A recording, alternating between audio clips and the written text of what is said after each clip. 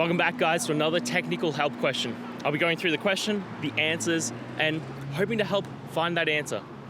Guys, I hope you stay crazy just a little bit like me and get through and work to the solution. Now let's get started.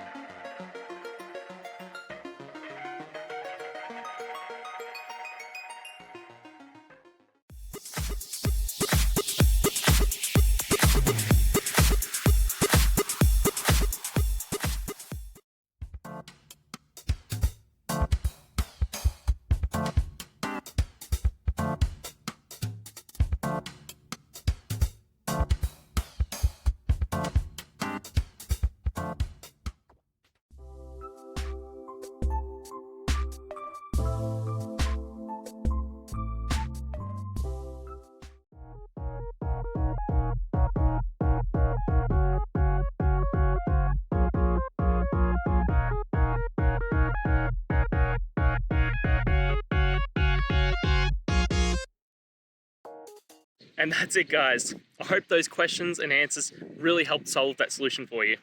If it did, please hit subscribe. I'd really appreciate it. Now, until you need next technical video, I'll be here. Have a good one.